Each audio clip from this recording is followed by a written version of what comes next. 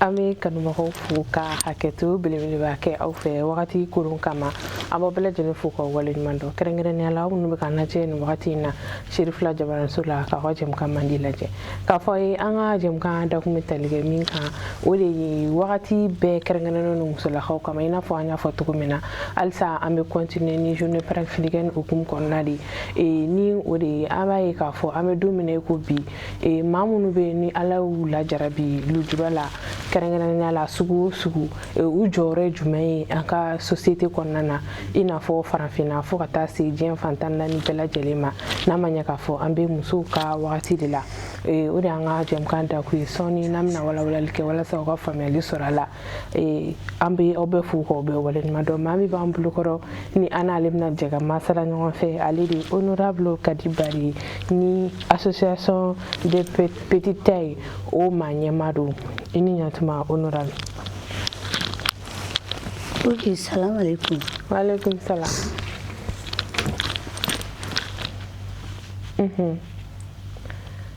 An bɛ kanumɔgɔw fo kosɛbɛ an y'o de fɔ an ni maa min bɛ ɲɔgɔn bolo kɔnɔ an bɛna jɛ ka masala ɲɔgɔn fɛ ale de honorable Kadi Bari an b'i fo kosɛbɛ honorable i ni ɲantuma. Salam alaikum. Wa alaikum salam. Nse basi kɔni tɛ. Basi foyi tɛ. Nse an b'a fɔ bismillahirrahmanirrahim.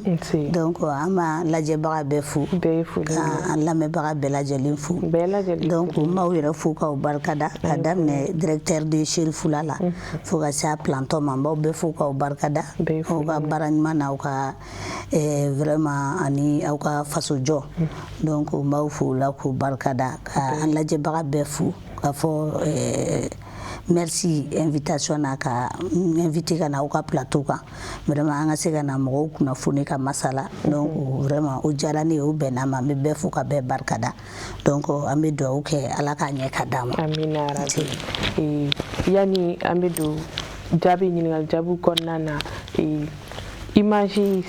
Sima maaw ka image an b'o lajɛ ka sɔrɔ ka don ɲininkali jaabiw hukumu kɔnɔ.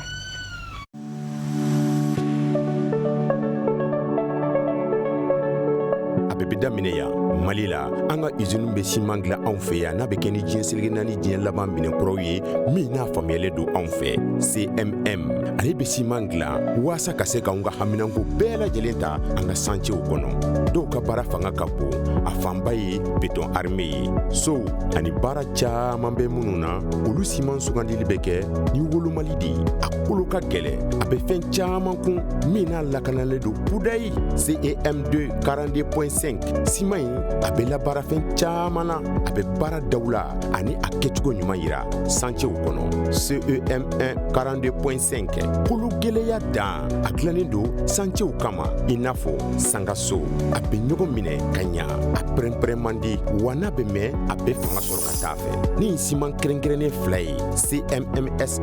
a y'a ka ɲɛmaaya yira wa k'a ka cɛsiri kɔfɔ Made in Mali hukumu kɔnɔna la ani a tilara ka siman dilan min bɛ danfara yira an ka siniɲɛsigiw baara la n'o bɛ kɛ ka bɛn ni an ka santier belebelebaw ye Mali kɔnɔ diɲɛ dilanfɛnw la ŋana dilannen don Mali la siman an ka baara.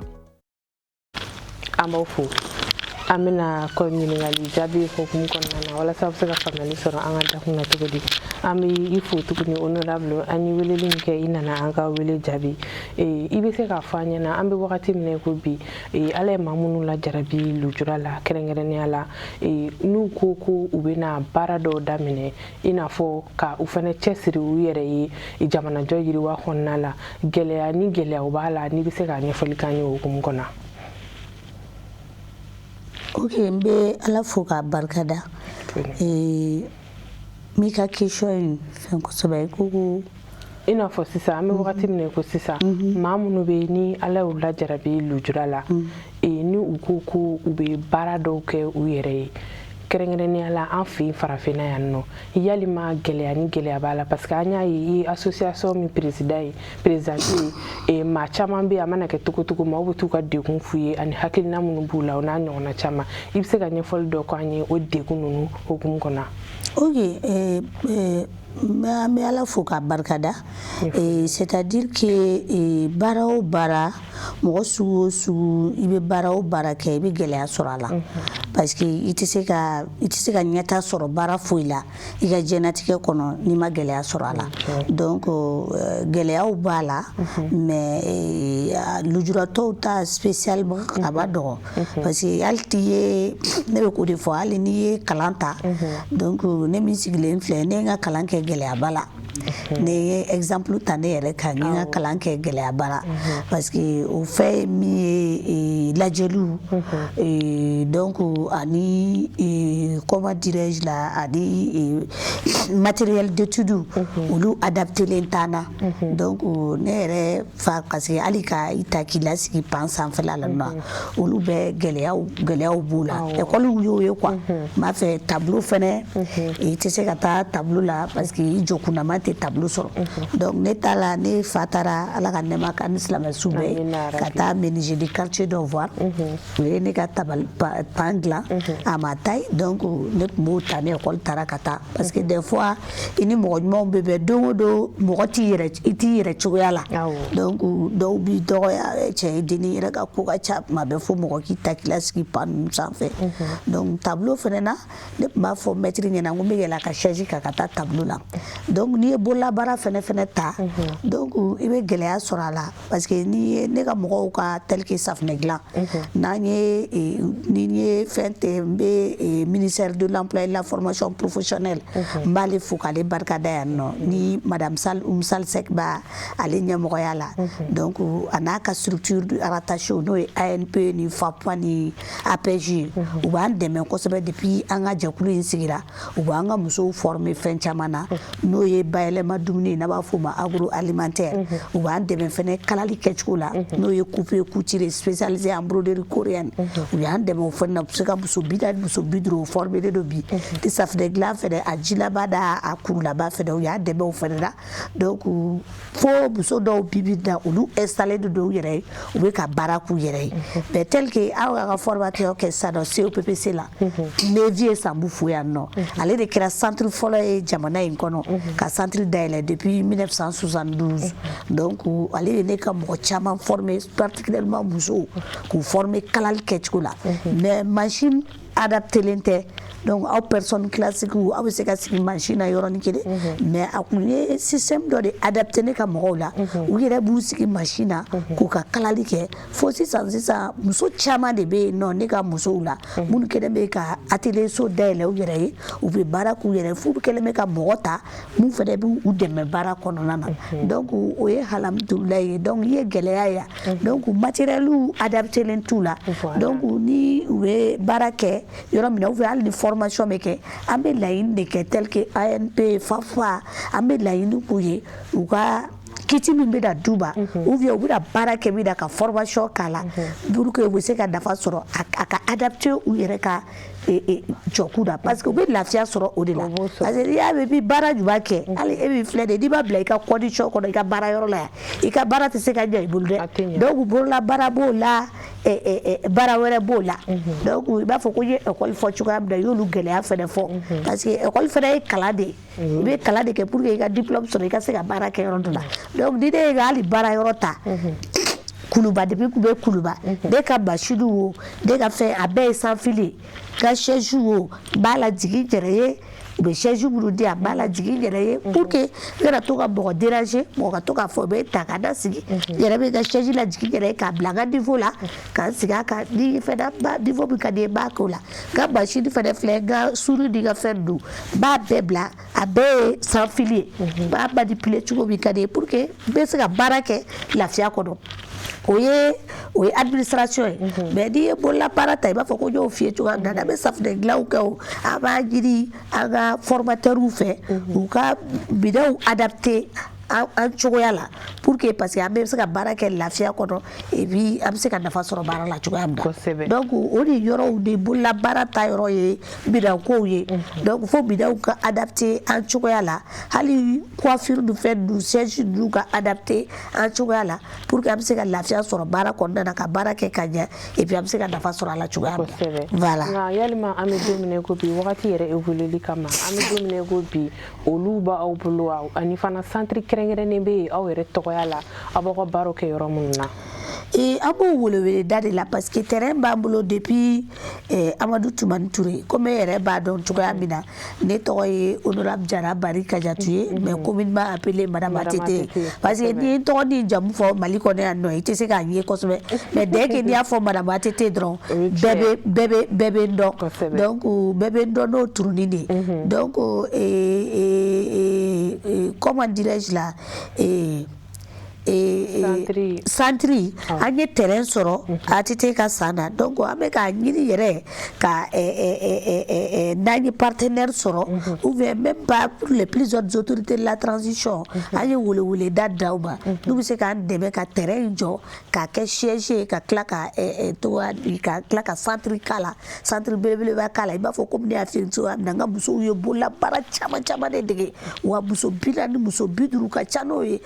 bola bara chama ne dige no ye ngafi kalali ye coupe couture broderie coréenne ka dige aw nga dara ne ya nga dara glade ne ya fense ika konya ke madala nabe o ya ka da so kali adala ka clef ni fena donc ko am so donc ya abusi dara glade na abe dapu ke abe ildo ke abe fencha manke donc ne safne glan feneta aba liquide ba glan aba fengla mais jabala bada sigoro la donc eta ya andebe ola o jabala bada awanga bula bara fone beke o yoro la centre termine do mais en même temps fait bola baraka tel que kalali tel que safne glan tel que doubli bayelema tel que fini jugan nuni et double du jidu abolu be bara bola baraka aka jabalala asigoro la be ote ayere taye be eta ko di de adeba ko yoro soro pour que obeka ajabala abaga bureau baraka la même temps abaga bola bara o frekala voilà anya ye ka fo ambi domine ko bi ma chama bi ala ula jarabi jurala mais au ka côté là au ka association a sinsileno a basigileno et ni mamunu be fe kado association na kerengere ala ani fana association tabulu abe chogodi ni togodi yuse ko nyafaye et am se ga fo kanga tabulu ka ken alhamdulillah depuis une association si octobre mi nato flene yere anka anye salon de organiser salon n'avait forma la première édition du salon de l'entrepreneuriat et de l'insertion socio-professionnelle des personnes handicapées qu'à des personnes de petite taille. Donc un salon organisé fait et l'ujurato fait particulièrement Mousso pour be bola bara oké pour be fero oké pour be évoluer ka saku gla pour be kono gla pour be safne glanke pour be chutulu glanke c'est-à-dire que bola bara o fait ni handicapé musulman ba ke particulièrement donc on salon blé de organiser anga salon 17e anniversaire association qui est santan wolo bla sur salon mais il a bien santan c'est soro akera anye bola bara kela muso lujurato anyo mo tanduru stand de ke ukana ukunu ka talawira ka yira uye bara munu ke ka yira ko lujurate fenwereye dusukolo comme ne boko de finyana toujours ne be to ko de fonga intervention ngono ngo bonyate janyate mais dusukolo de fora ni barka bila dusukolo bila ibla la jena teke baro barla ibiseka no boala donc u nana kunuka talawira ani 15 stand de ke mo nana kunuka bara no ye do be kono ke do be safne glaw ke do be situlu glaw ke do be bayelema dumuni feneke donc abedo au deuxième édition de organisé ni ala octobre yirana inshallah beba do octobre ye jamana anga jamana korea oye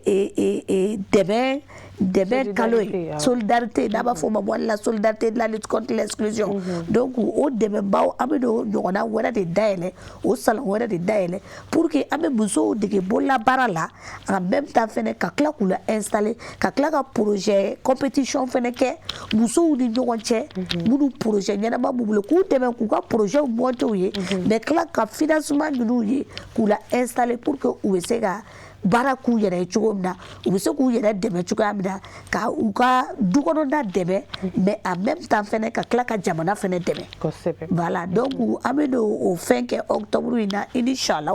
pour que ka o deuxième édition kɛ ni Ala ye octobre yira na n'o ye mois de la solidarité de la lutte contre l'exclusion ye pour que o baaraba in boloda o baaraba in bolodalen bɛ an fɛ voilà i bɛ se ka jumɛn de fana fɔ walasa an y'a ye k'a fɔ i yɛrɛ ɲuman bonya tɛ janya tɛ dusukolo de don an y'a ye k'a fɔ i bɛ assemblée kɔnɔ kɛrɛnkɛrɛnnenya la i y'a fɔ fana kuluba fana i taara yen fana jɔyɔrɔ caman b'i la Mali jamana kɔnɔ farafinna an bɛ don min na ko bi i yɛrɛ sera ka o baara ninnu ni o cɛsiri ninnu kɛ cogo di kabi a daminɛ fo sisan n'i bɛ se ka walawalali dɔɔni k'an ye o hukumu kɔnɔ. N'o de fɔ ni ko sisan nɔ ne bɛ na n da don nka ne yɛrɛ ka kalan kɔnɔna na depuis k'a daminɛ premier cycle fo ka n'a bila second cycle fo ka se université ma ka se lycée ma ka taga université kɛ an bɛ bi tile bɛɛ b'a kuma na est-ce que i y'a faamuya donc an bɛ se ka bi tile bɛɛ b'a kuma na parce que a ma nɔgɔya tel que ne filɛ k'a f'i ɲɛna sisan paw ni fɛnw na mais foyi tɛ ne yɛrɛ n bɛ n ba fo yan ka hinɛ Ala ka hinɛ ni silamɛsu bɛɛ lajɛlen na donc ani n fa ani n balimaw ni n teriw ni n jɔɲɔgɔnw n'olu ye n jukɔrɔba don ka courage di yan pour que bi n bɛ yɔrɔ min na n sera ka se yen yɔrɔ la mais foyi t'a kɛ n bɛ k'o de f'i ɲɛna courage de b'a kɛ courage de don il faut que i ka dusukolo ta ka se ka baara ɲuman kɛ pour que vraiment n bɛ yɔrɔ min na n sera ka se yen donc o bɛɛ tɛ taa ni société yɛrɛ ka accompagnement tɛ donc parce que lajɛli a bɛ jouer mɔgɔ kan kosɛbɛ mais ne ye fɛn ta depuis ne sera n bɔra école primaire ni secondaire la primaire yɛrɛ la fondamentale la ne ma lajɛli kɛ koba ye bilen. Voilà, ma lajɛli kɛ koba ye parce que ne kɔrɔmuso den ni n kɔrɔkɛ den minnu mais ni kun ye ne lajɛ u kun bɛ ne ci hali nɔfɛ ne b'a fɔ non u kana ne ci u kana u ci quoi u kana mɔgɔw ci ne nɔfɛ parce que an bɛɛ ye Ala ka danfɛn de ye ni ne tɛmɛna sisan e ɲɛkisɛ bɛ mun kɛ ne na ne ye université kɛ mɔgɔ i bɛ se ka taa sɔrɔ université kɔnɔna na mɔgɔ ba min b'a kɔnɔna na a tɛ se ka fɔ o mɔgɔ ba 100 o ɲɛ ma fɛn min kɛ ne na mɔgɔ kelen di diɲɛ 2 ne tɛmɛtɔ la o ɲɛ bɛ mun kɛ ne na donc n ye courage kɔni ta mais a ma nɔgɔya donc fo ka na se bi in na n bɛ yɔrɔ min na hali bi a b'o courage kelen de la parce que n'i ko ko i ka se ka jamana dɛmɛ f'i yɛrɛ de ka dɔn fɔlɔ k'i ye jamanaden ɲuman de ye k'i jɔyɔrɔ bɛ jamana kɔnɔ mais n'i y'a ye mɔgɔw b'i den kɛrɛfɛ k'i bila kɛrɛfɛ k'i kɛ ɲugutɔfɛn ye ou bien u tɛ importance don i la o bɛ bɔ i yɛrɛ de la. O bɛ bɔ i yɛrɛ de la mais n'i yɛrɛ y'a jira ko jɔyɔrɔ b'i la n y'o de f'i ye n'hali mɔgɔ min bɛ wuluwulu bɔ n'a y'a ta ni sɛbɛ ye a mɛn o mɛn don dɔ la walayi a bɛ nafa sɔrɔ a la donc baara o baara n'a kalifar'i la i ka diɲɛlatigɛ kɔnɔna na a kɛra école sira ye o a kɛra bololabaarakɛla sira ye o a kɛra sira o sira ye i bɛ dusu de t'a la ka baara kɛ ka ɲɛ pour que mɔgɔ wɛrɛ fana bɛ se k'i bɔ e nun ma cogoya min na voilà mais o si tɛ kɛ ni i ka yɛrɛ ka baara juman tɛ ani ka dusukoloya ni ka fɛnya i ka accompagnement voilà an bɛ se ka fɔ an bɛ don min na ko bi aw jɔyɔrɔ a bɛ cogo di farafinna kɔnɔna na kɛrɛnkɛrɛnnenya la Mali jamana yɛrɛ kɔnɔ parce que an y'a ye k'a fɔ fɔlɔ aw kun tɛ cogo min na mais sisan aw considérelen don o hukumu kɔnɔna na nka aw yɛrɛ jɔyɔrɔ ye jumɛn ye an bɛ don min na farafinna kɔnɔ. Ne bɛ se k'a fɔ lujuratɔ bɛɛ de jɔyɔrɔ ka bon jamana in kɔnɔ parce que autorité de la transition a ye comment dirais-je la a ye bonya ni karama da lujuratɔw kan u y'a jira lujuratɔ cɛman ni musoman na Mali kɔnɔ yan nɔ ko lujura t'a to ko i kan ka den kɛrɛfɛ donc o tɛ lujuratɔw dɔrɔn ye u y'a jira jamana den bɛɛ lajɛlen da ko bɛɛ lajɛlen ka kan ka i bolo fara ɲɔgɔn kan ka baara kɛ ka sɛbɛ kɛ pour que jamana in bɛ taa ɲɛ parce que jamana in bɛ yan bɛɛ de kama donc kɛrɛnkɛrɛnnenya la n'i ye musow ta tel que an bɛ hukumu min kɔnɔ n'o ye 31 juillet n'o bɛ journée panafricaine des femmes ko fɔ muso jɔyɔrɔ ka bon jamana kɔnɔ o journée an mamuso minnu y'a ta ani an b'a fɔ cogo di an mamuso fana ba o y'an jumɛn an kulomasama voilà an kulomasamaw sera ka batini min kɛ pour que nin journée in bɛ ɲɛnamaya u m'a kɛ gansana muso cɛsirilenw kun don parce que u b'a dɔn muso foyi tɛ se ka kɛ jamana yɛrɛ kɔnɔ hɛrɛ kɔnɔna na ni muso t'a a daminɛ na n'a t'a laban na parce que du kɔnɔna tɛ ɲɛ a bɛ daminɛ du de kɔnɔ fɔlɔ du tɛ jɛ ni muso tɛ i m'a faamuya ni du bɔra i bɛ na quartier la quartier fana tɛ se ka ɲɛ ni muso tɛ donc kumakan tɛ jamana ma jamana fana yɛrɛ tɛ se ka jɔ ni muso tɛ muso de bɛ ko bɛɛ daminɛ na muso de bɛ ko bɛɛ laban na donc muso jɔyɔrɔ ka bon kosɛbɛ jamana kɔnɔna na i y'a faamuya donc o hukumu kɔnɔna na n'i y'a ye an ye nin baara nin kɛ aw yɛrɛ communicateurs aw sababuya parce que an bɛ baara fɛn fɛn entamé ni association sigili san 18 a bɛ na dafa octobre in na san 18 tɛ tile 18 san 18 tɛ kalo 18 donc n'i y'a ye an sera fo nin hukumu kɔnɔna na an bɛ baara o baara kɛ an b'aw yɛrɛ journalistes n'aw kibaruya jɛnsɛnkɛlaw wele pour que aw bɛ se ka kibaruya ɲuman sɔrɔ an da kɔnɔ k'a jɛnsɛn mɔgɔw bɛ se ka faamuyali sɔrɔ parce que ni kun ye anw ta anw ka handicap kun ta mɔgɔw kun ma faamuyali caman sɔrɔ a la tel que i b'a fɔ ko min n'i y'a f'i ye cogoya min na ni muso kun ye kɔnɔ ta ne y'o de f'i ɲɛna donc avec les technologies maintenant an bɛ jamana min kɔnɔ technologie développera n'o tɛ an ba minnu tɛmɛna an mamuso minnu tɛmɛna muso kun bɛ kɔnɔ ta kalo 9 i tɛ den cɛya n'a musoya yɛrɛ dɔn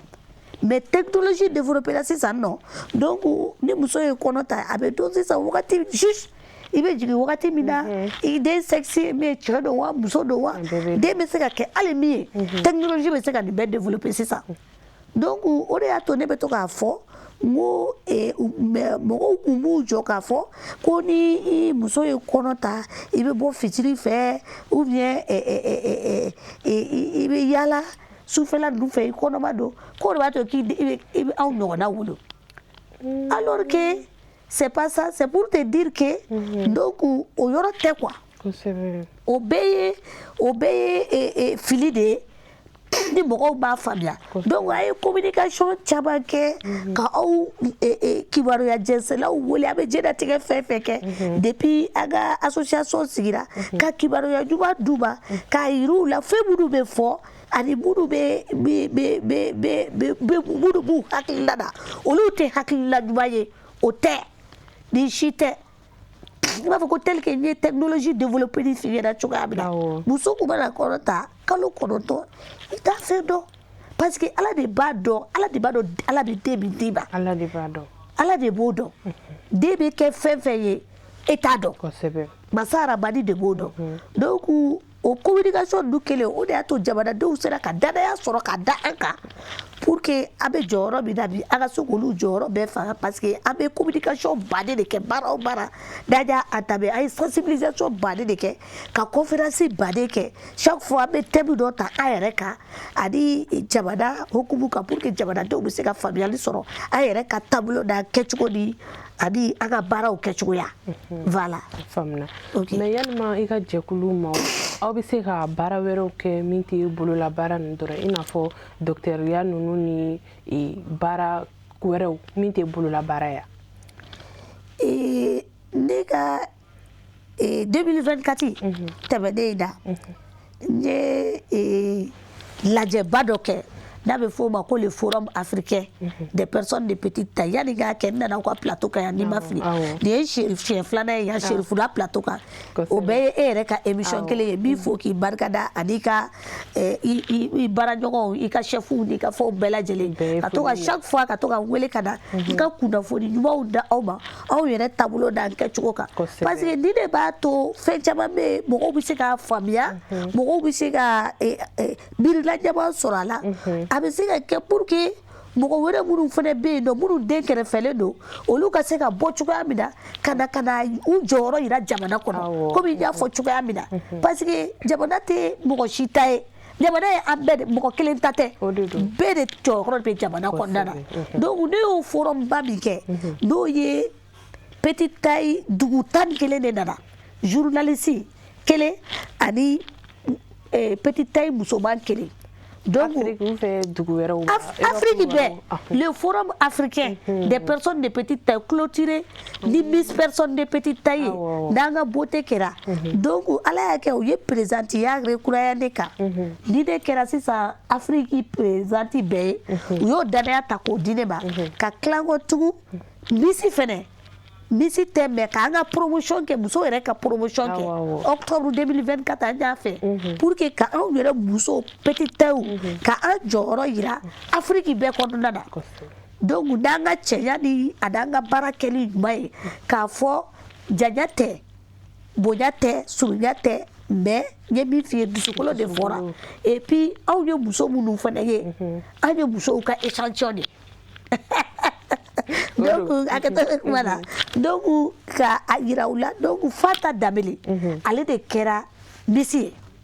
an b'a fo ya Afrique bɛɛ a ka foli n'a ka fɛn bɛɛ mais a bɛ ka infirmière kalan de kɛ a bɛ santé de la a bɛ école de santé de la yɔrɔ dɔ la a bɛ k'o fɛn de kɛ a kɛlen ka defu sɔrɔ ko f'ale ka kɛ infirmière de mais a y'a fɔ n'ale bɛ ka pikiri kɛ denmisɛnninw na sisan denmisɛnninw bɛ siran ɲɛ a dun bɛ vidéo kɛ TikTok ni fɛnw kan n t'a dɔn n'i y'a sɔrɔ n'i bɛ TikTok lajɛ kuma caman i bɛ bɛn n'a ye a bɛ kuma aw musow kan i b'a fɔ n'ale bɛ pikiri kɛ sisan nɔ den na den bɛ siran ɲɛ ou bien n'a ko k'a bɛ na mɔgɔ dɔ consulter sisan nɔ ou bien ka tension ta i b'a dɔn infirmière ka baara de ye o ye u bɛ fɛn a ɲɛ. Mais ale bɛ bɔbɔ de a ye système min sɔrɔ a bɛ bɔbɔ de san k'a k'a ka sanu kɔnɔna na ou bien den kulonkɛkɛla ninnu i b'a dɔn ni den fɛn cogo o cogo la hali n'a bɛ siran i ɲɛ n'i y'a nɛgɛ n'o ye a bɛ fɛn donc o bɛ an ka foli ni ka fɛn b'a la a ka cɛsiri la a bɛ yen bi a b'a ka fɛn ta i b'a fɔ ko ayi n bɛ Awa Ture fɛnɛ fɔ ale ye sage-femme ye a bɛ musow lajigin a filɛ nin ye a b'a fɔ quartier in ma cogo di yan Bangɔni ni tɛmɛna Bangɔni na Sikɔrɔni awɔ a bɛ Sikɔrɔni dɔgɔtɔrɔso la hali sini a bɛ musow dɛmɛ k'u ka ci k'a supporter u ye ka tila k'u lajigin petite taille de don a furulen don denw b'a yɛrɛ fɛnɛ bolo mais Fata kɔni Fata ma furu ale bɛ ka fɛn kɛ mais a bɛ ka stage kɛ ni école bilala a bɛ taa stage kɛ dɔgɔtɔrɔsow la mais u b'u dege pikiri ni fɛnw na a bɛ taa stage min kɛ a bɛ fɛn ta ka si a b'a fɔ gardi a bɛ gardi ta mais a nana a y'o fɔ ne ɲɛna présidente ko ne bɛ fɛnw kɛ mais k'a y'o système de sɔrɔ ko sisan fo k'a kɛ denw tɛ siran ɲɛ bilen donc sage-femme b'an na infirmière b'an na bureau kɔnɔ baarakɛla baden de bɛ yen ne ka petite taille dɔ tun bɛ o reportage ka kan ORTM na n t'a dɔn n'i y'a ye Babakan Kanaji ale de tun bɛ na yanni a ka chef ka na ka branchement ninnu bɛɛ kɛ parce que ale ye informaticien de ye mais sisan alhamdulilayi a ye INPS sɔrɔ a bɛ yen hali a b'o informatique kelen in de kɛla ale de b'u ka logiciel n'u ka fɛnw bɛɛ kɛ donc petite taille musoman baden de bɛ yen sisan nɔ ni ala ye jɔyɔrɔ d'u ma et puis c'est comme anw petite taille fana tɛ lujuratɔ wɛrɛw fana bɛ yen i b'a fɔ ko musoba in ala ka nɛɛma kan n bɛ tasi bila k'a ye yan madame Jigide Atuma Gaku n'ale de tun ye lujuratɔw bɛɛ ka ɲɛmɔgɔba ye a tun bɛ CNT kɔnɔ personnalité deuxième personnalité de kun n t'a dɔn n'i y'a ye jabaraninw ni fɛnw na n'an ka journal n'an ka plénière bɛ kɛ a tun bɛ hali plénière kɛ donc n bɛ Maliki Jaw fo o la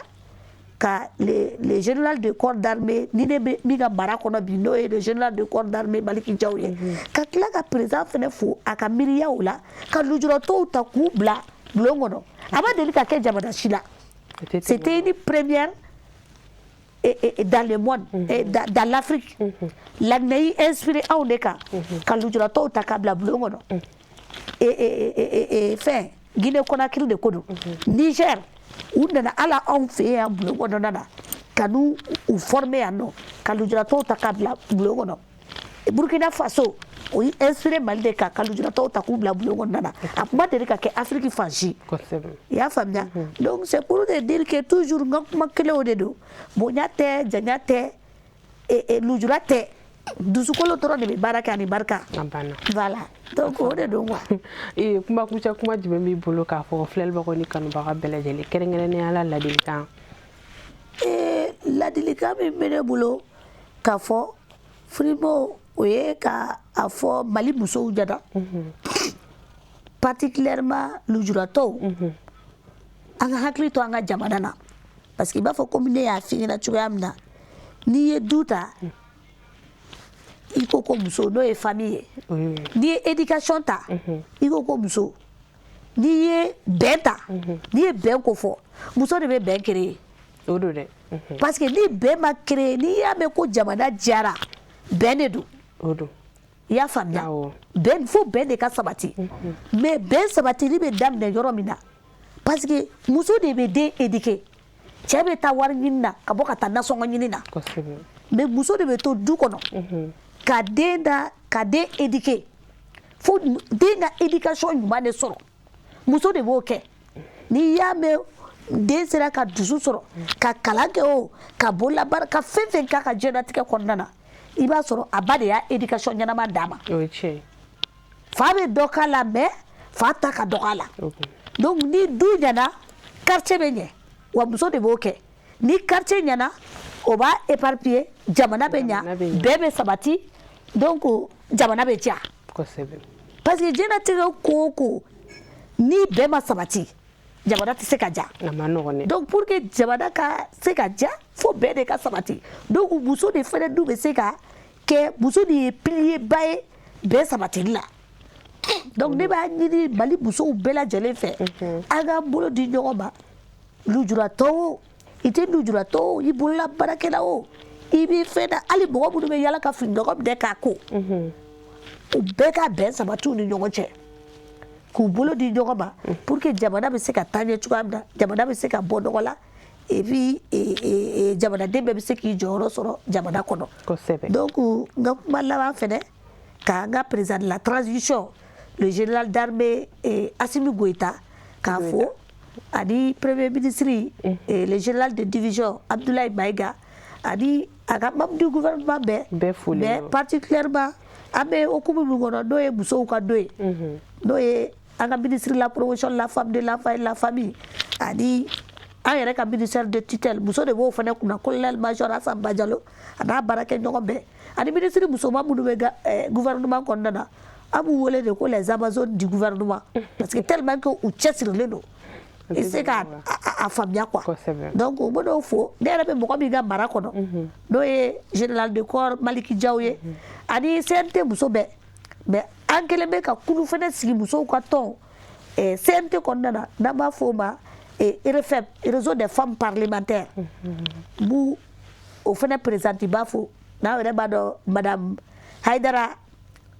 Aïssata Cissé Chateau fo bɛɛ b'a wele Chateau n b'a fɔ ka CNT muso bɛɛ fo ka ministre muso minnu fana tɛmɛna n'o ye Sina Damba ye ani ministre tɔw bɛɛ lajɛlen mais mun olu bɛɛ fo fana n bɛ première dame fana fo minnu b'an ka jamana kɔnɔ n b'u bɛɛ fo mais particulièrement n b'u bɛɛ lajɛlen fo particulièrement n bɛ n yɛrɛ ka baarakɛla ni sinamuso fo yan nɔ mais n ka baarakɛden de don madame Touré lɔbɔ fɛ n b'a fɔ k'a fɔ u bɛɛ bonne fête de 31 juillet ala ka san caman yira an na ala ka jamana in diya ani n bɛ foli laban bɛɛ kɛ k'a kɛ aw yɛrɛ ye n'o ye aw minnu ye hakilina sɔrɔ ka ne wele ka na aw ka plateau kan yan don pour que an bɛ se ka nin hakilina ninnu partager jamanadenw bɛ se ka faamuya sɔrɔ cogoya min na ani musow bɛ se ka hali bi dɔ fara u ka cɛsiri kan cogoya min na jamana bɛ se ka bɔ nɔgɔ la jamana bɛ se ka taa ɲɛ donc n bɛ bɛɛ lajɛlen fo n b'an ka partenaires fo n bɛ petite taille musomanw fana fo ka Afrique bɛɛ fo ka jamanaden bɛɛ fo merci ala ka jamana basigi ka hɛrɛ don jamana kɔnɔ ka jamana sabati ka kisi kɛ ka taka kɛ ka di ɲɔgɔnna caman yira a la merci salam aleykum ala k'o duwawu bɛɛ lajɛlen minɛ n'ala sɔnna ma don n'a nataw la an bɛna tuguni ka honorable wele a bɛ walawalali kɛ walasa an bɛ se ka nɛgɛjuru sira labila aw bɛ se ka weleliw kɛ k'aw hakilinaw di cogo di komi wagati koronna an ma se ka nɛgɛjuru sira labila an b'aw bɛɛ fo k'aw bɛɛ waleɲuman dɔn ka foli k'an ka technicien o jɔyɔrɔba bɛ jɛmukan in na ni o ye Mohamed Keyita ani Musa Tarawele GMT régie la NB an b'a fo nin yɔrɔ in na ka kanbɛ dɔ ni ala ye dɔgɔkun wɛrɛ yira an na ni ɛri kelen na Serifula Jabaramuso kan aw k'an bɛn.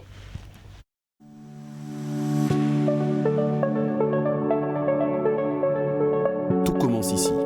au Mali, avec une industrie cimentière nationale, moderne et maîtrisée. CMM, produit des ciments conçus pour répondre aux exigences réelles des chantiers modernes. Sur le terrain, chaque ouvrage est soumis à des contraintes élevées, charges importantes, structures en béton armé. Pour les bâtiments et grands ouvrages, le choix du ciment est une décision structurelle. Résistance mécanique, régularité des performances, sécurité à court et long terme. CEM2 42.5, un ciment polyvalent, adapté aux ouvrages courants, offrant un excellent confort de mise en œuvre et une performance maîtrisée sur chantier. Un ciment d'ici pour bâtir l'avenir du Mali. CEM1 42.5, haute résistance, conçu pour les ouvrages lourds, les structures porteuses et les projets de grande hauteur. Une prise contrôlée, une limitation des fissurations et une durabilité renforcée dans le temps. Avec ces deux ciments spéciaux, CMMSA confirme son leadership, son engagement en faveur du Made in Mali et s'impose durablement comme la référence du ciment pour les grands projets et les constructions modernes au Mali. La qualité internationale produite au Mali. CMM, le ciment, notre métier.